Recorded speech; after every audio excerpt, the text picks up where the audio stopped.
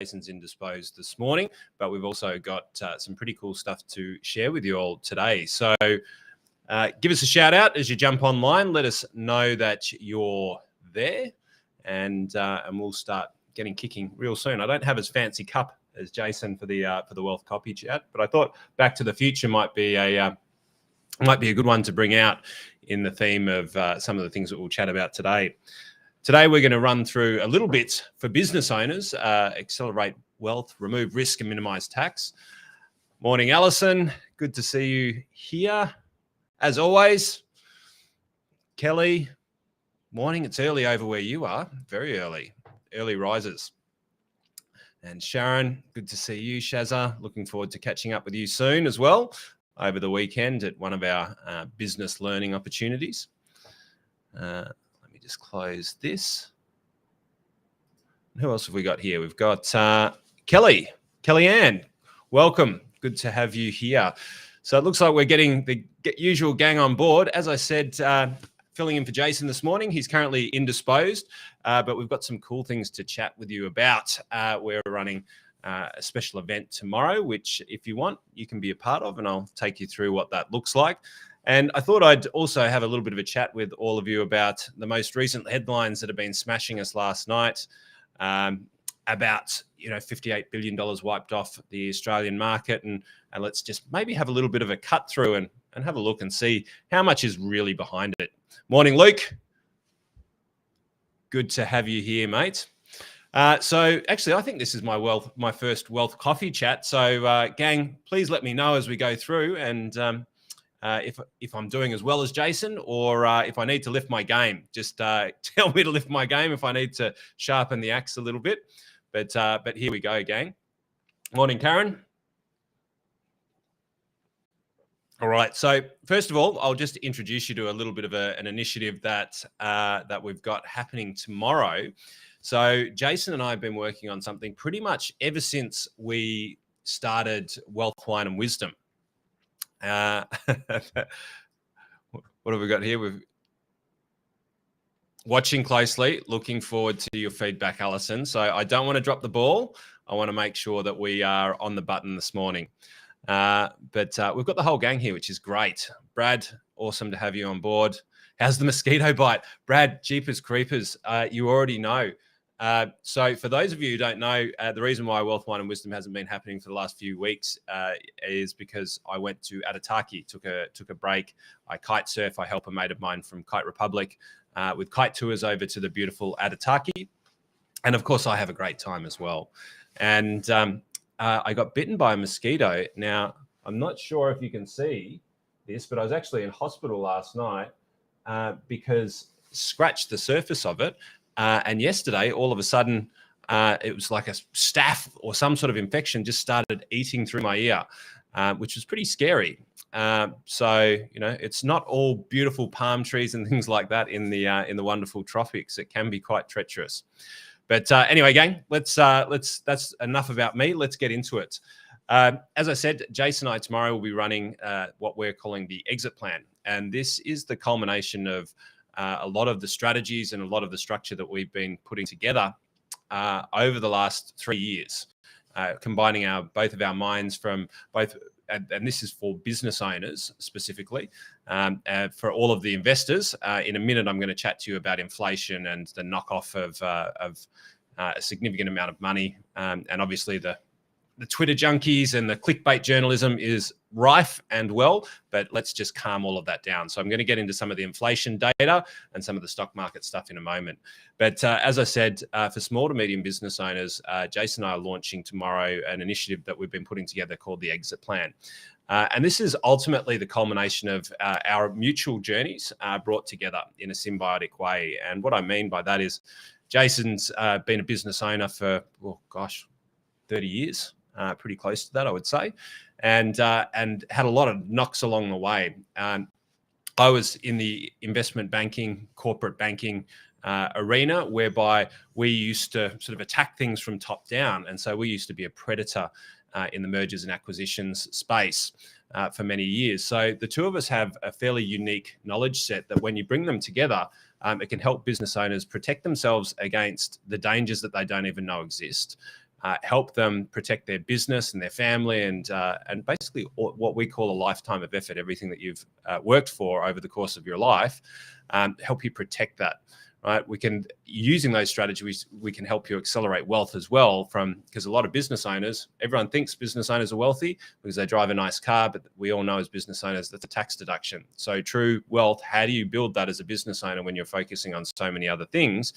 And it's a street fighter sport where a single blow can be a knockout blow. And then the big one is, how do we minimize tax on that? So tomorrow, and from 9:30 to 12:30, Jason and I are doing our first launch of that. It's totally free.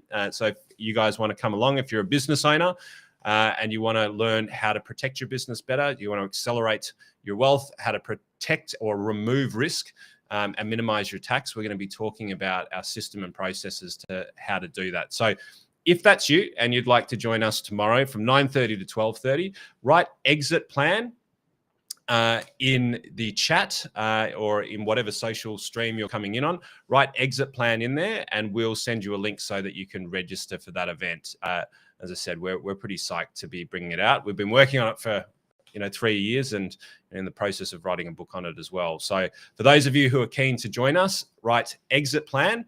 Do that now. Write exit plan in there. We'll drop a link so that you guys can access that and join us from 9:30 to 12:30 tomorrow. That's Eastern Standard Time.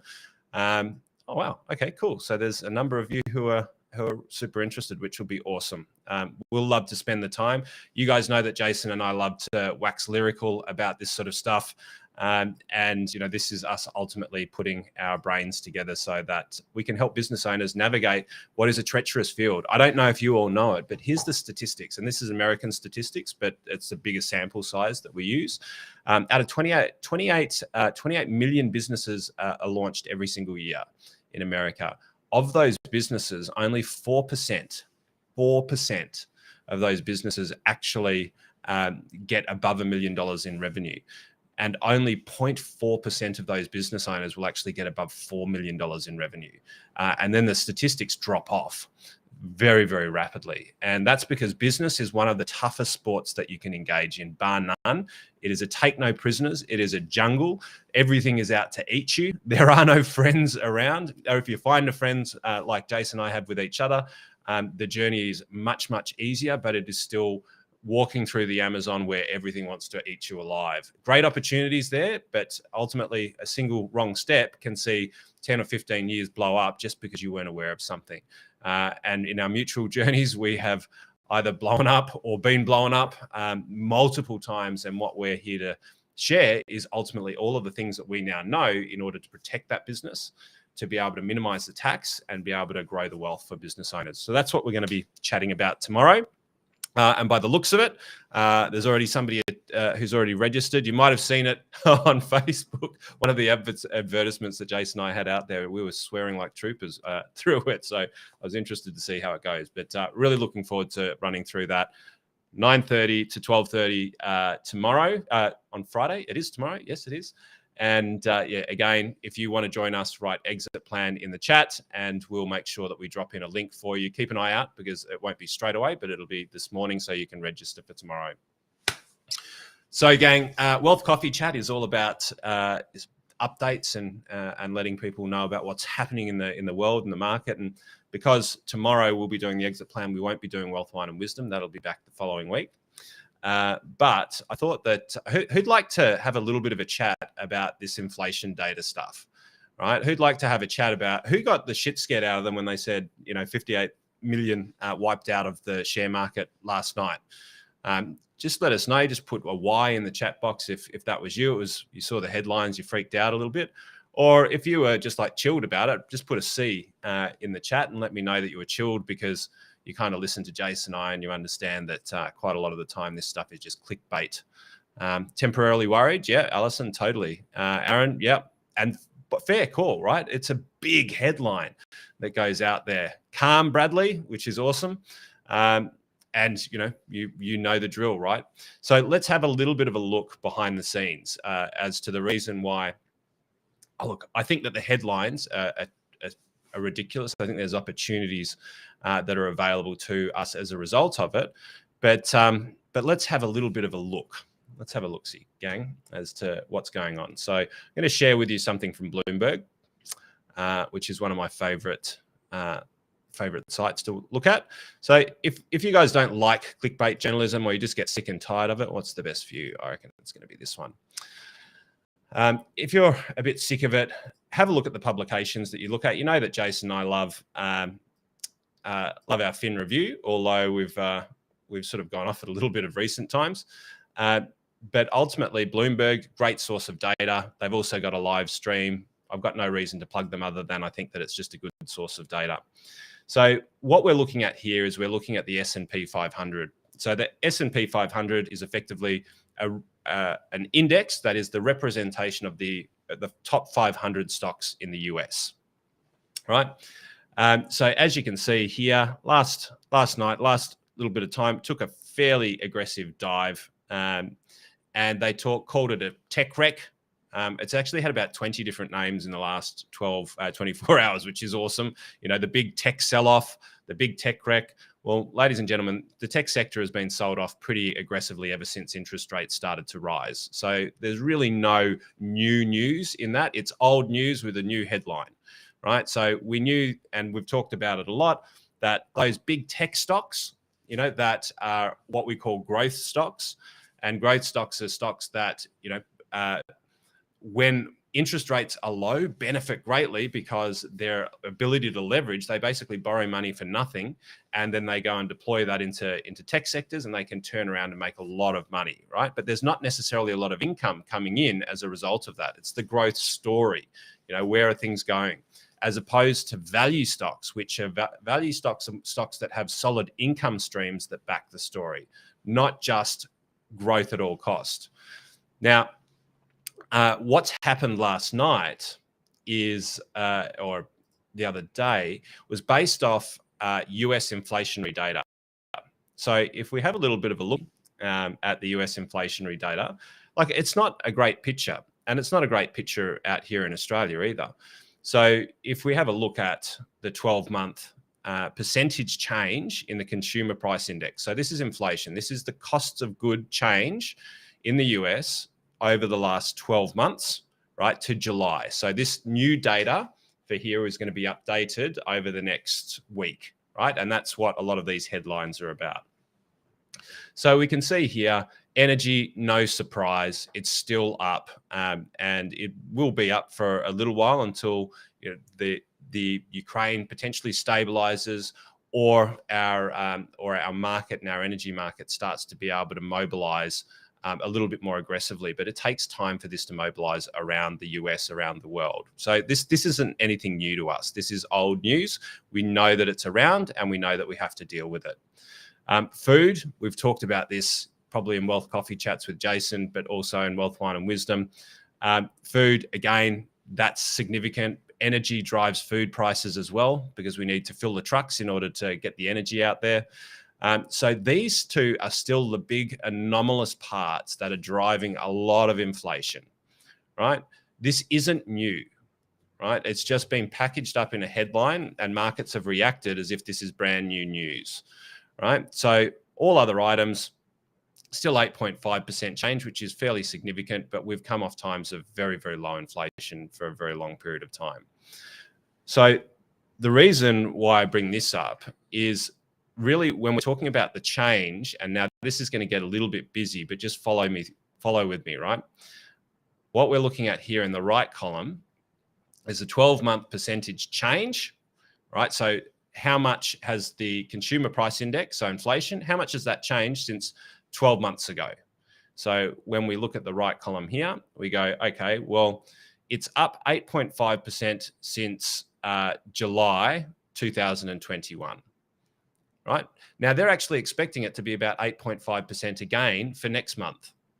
But all of a sudden, there's this big hullabaloo that inflation is out of control in the US, and all of a sudden that should have a big impact on markets. Now, yes, inflation is still heavy, but it's not out of control in comparison to last month.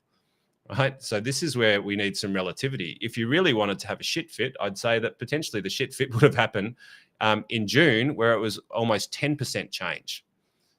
So June 2022, as opposed to June 2021, it was actually up 9.1%. So the data that we're receiving, gang, is that it's likely to be another 8.5%. So effectively, what we've seen over the last 24 hours or so is a reaction to the Fed in the US saying that inflation is still out of control and we're likely to do a 75 basis point rate hike and maybe up to 1% rate hike. Now, this is the US, not in Australia, right? Now, the last rate hike that they did was 75%, right? And it didn't have the same sort of result. So in markets, we sometimes have these things that don't make sense, that are driven quite often by speculation, emotion in the markets, and quite often, news. They're sometimes underpinned by other market forces. But I'll take you back to something that we spoke about, it was a long time ago now, and I can't actually remember the year. But the markets, and we spoke with our clients a lot about it, and it was before COVID. And all of a sudden, the markets fell off the edge of a cliff, right? There was about a 20% drop in the Australian share market. And the news behind it was Greece has defaulted on its national debt, or is going to default on its national debt. And then all of a sudden, there was this big talk and this concept called the pigs, which is Portugal, Italy, Greece, and Spain, right? The pigs, nicely named. And they were named the pigs because they had the largest amount of lending, and they had, their gross domestic product. So if you call them a business, their profitability was low and their borrowing was very high. And so Greece were about to default, and all of a sudden this became public news, and markets reacted by about 20%. The headlines everywhere was Greece. Greece is going to default, and the pigs, are going to destabilize Europe. Well, that didn't happen, clearly, and we're talking about 5 or 6 years ago. Clearly didn't happen, but the headline was captured. The markets reacted to something that, well, let's just understand this. And if anybody knows the answer to this would be really good. How many times have Greece basically defaulted on paying back their national debt? Whack it in the chat if you know the answer to that. My point being is it's more than once, and it's more than once in a row. It'd be interesting to know how many times you guys think it's been. But the journalism that you saw out there, the clickbait that was out there was saying that, oh my God, Greece is going to default. It's going to destabilize the whole of Europe. It's over. The gravy train's over. It's the end. It's the beginning of the end. Greece defaults, and then all of the other countries default off the back of them. And it was market chaos, and it was horrible. Now, the reality is we've got a Facebook user saying 3. It's definitely more than 3.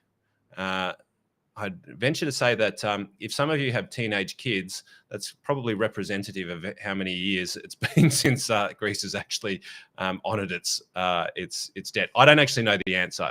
I used to, but it's a lot. It's many, many years that they've defaulted on their debt. It's just it became public information. It became a headline. It scared the shit out of markets. It was a great story, and as a result, it destabilized things. This data that's come out over the last 24 hours from the US, it's not new data.